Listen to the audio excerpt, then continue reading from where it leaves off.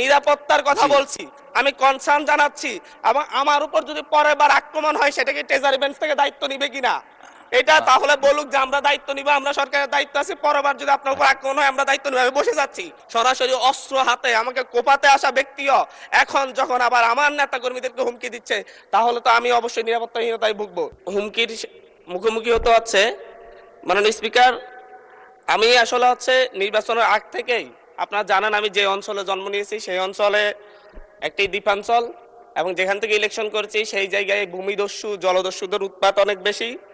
এটা ধারাবাহিকভাবে গত পরশু আমি হাতিয়া থেকে আসার সময়ও প্রশাসনিকভাবে এবং বিভিন্ন মারফতে জানতে পেরেছি। আমি যে ফেরিতে করে আসতেছিলাম আমার উপর আক্রমণের জন্য ডাকাত দল প্রস্তুতি নিয়েছিল, তারপরে প্রশাসনের সহযোগিতা আমি সেখান থেকে এসেছি। এর আগেও আমি 2বার আক্রমণের শিকার হয়েছি, নির্বাচনের সময় 3বার আক্রমণের শিকার হয়েছি।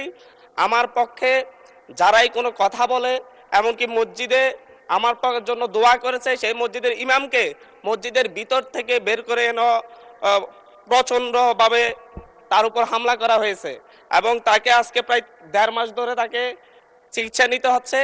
আমার উপর যারা আক্রমণ করেছে আমি আপনাকে সেই জায়গায় কিছু নোটিশের সাথে কিছু ডকুমেন্টস দিয়েছি যে সরাসরি অস্ত্র হাতে আমাকে কোফাতে আসা হয়েছে। একজন সংসদ সদস্য হিসাবে আমি এই বিষয়টা এখানে উপস্থাপন করতে বাধ্য হচ্ছি, কারণ এই জায়গাটায় আমি মনে করি সন্ত্রাসীদের কোনো রাজনৈতিক ঠিকানা নেই।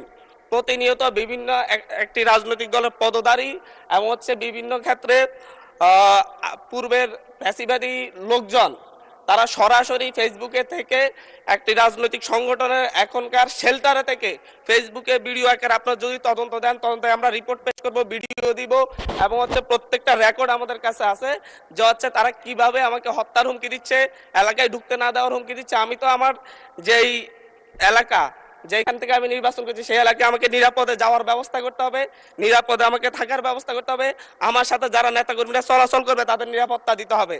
এটা একজন বিশেষ অধিকারের ব্যাপারে, এটা বিশ্বব্যাপী একজন সংসদ সদস্যের বিশেষ নিরাপত্তা বিধান করা রাষ্ট্রের দায়িত্ব, সরকারের দায়িত্ব। অথচ আমার উপর সরাসরি ভিডিওতে এবং সংবাদ মাধ্যমে প্রকাশিত সরাসরি অস্ত্র হাতে আমাকে কোপাতে আসা ব্যক্তিও এখন যখন আবার আমার নেতাকর্মীদেরকে হুমকি দিচ্ছে, তাহলে তো আমি অবশ্যই নিরাপত্তাহীনতায় ভুগবো। তো এই ব্যাপারটা অবশ্যই গ্রহণ করে আমি মনে করি একটা তদন্তে পাঠানো দরকার, সংসদীয় তদন্ত হতে পারে, এবং কারা এই ব্যাপারে আমাদেরকে, আমি সহ আমার নেতাকর্মীদেরকে কিভাবে হত্যার হুমকি দিয়ে এবং এখন এলাকায় থাকে সরাসরি আক্রমণ করে, এমনকি আমার উপর আমার নিরাপত্তা দিতে যাওয়া পুলিশের উপর আক্রমণ হয়েছে। নট এ সিঙ্গেল আসামি অ্যারেস্ট হয়েছে। ভোটের দিনে আমার উপর আমার গাড়ি বড় হামলা করে, আমার গাড়িতে 6টা কুপির দাগ এখনো আছে, এখনো তারা এলাকায় ঘুরে বেড়াচ্ছে। বিটিভির সাংবাদিককে কুপিয়েছে, এখনো এলাকায় ঘুরে বেড়াচ্ছে। এই প্রত্যেকটা আসামির ক্ষেত্রে দেখা যাচ্ছে তৎকালীন ইউনিয়ন বিএনপির সভাপতিকে হত্যা করেছে, ইউনিয়ন বিএনপি সদস্যকে হত্যা করেছে। এই ধরনের হত্যা মামলার আসামিরা, এই ধরনের হত্যা মামলা, আমি আমার বিশেষ নিরাপত্তার বিধিতে কথা বলতেছি, আপনাদের উপরে হামলা হতে পারে এইভাবে না। মাননীয় স্পিকার, এটা একেবারে মাননীয় সদস্য, আমি আমার নিরাপত্তার কথা বলছি, আমি কনসার্ন জানাচ্ছি, এবং আমার উপর যদি পরের বার আক্রমণ হয় সেটা কি ট্রেজারি বেঞ্চ থেকে দায়িত্ব নিবে কিনা এটা তাহলে বলুক যে আমরা দায়িত্ব নিব, আমরা সরকারের দায়িত্ব আছে, পরের বার যদি আপনার উপর আক্রমণ হয় আমরা দায়িত্ব নিব। আমি বসে যাচ্ছি। আর নয় বলতে হবে যে যারা এই সন্ত্রাসী কার্যক্রম করে তাদেরকে আইনের আওতায় আনবো আমরা। মাননীয় সদস্য, এখন একটু শুনেন।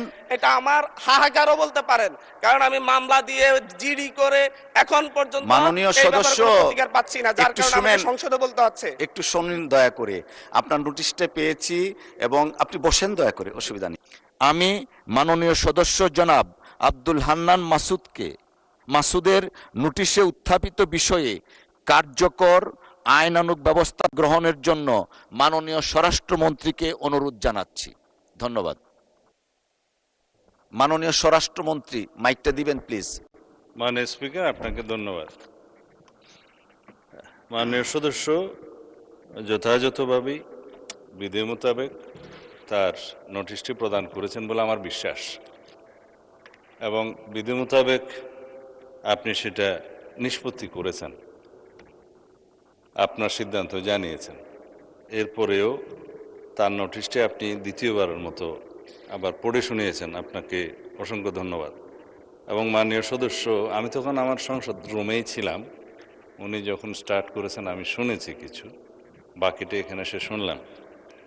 এটা অত্যন্ত দুঃখজনক যদি ঘটনাটা সত্য হয়ে থাকে।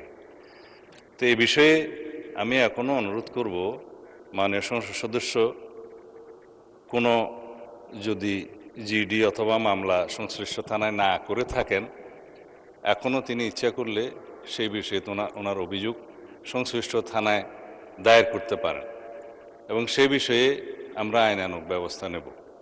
আর বিশেষ অধিকার প্রশ্ন উত্থাপনের বিষয়টি যেহেতু আপনি নিষ্পত্তি করে দিয়েছেন, এর বাইরে এই মুহূর্তে আমার তেমন কিছু বলার নেই। তবে আমি আশ্বস্ত করতে চাই, শুধু মাননীয় সংসদ সদস্য যিনি উত্থাপন করেছেন তার বিষয়ে নয়, যে কোনো মাননীয় সংসদ সদস্য এই হাউজের যদি সেই রকম কোনো পরিস্থিতির শিকার হন, তাহলে যেন বিষয়টি স্বরাষ্ট্র মন্ত্রণালয়ের নজরে তাৎক্ষণিকভাবে আনেন অথবা নিকটস্থ থানায় সেই বিষয়ে অভিযোগ দাখিল করেন। আমরা আইনের শাসন প্রতিষ্ঠায় বদ্ধপরিকর মাননীয় স্পিকার।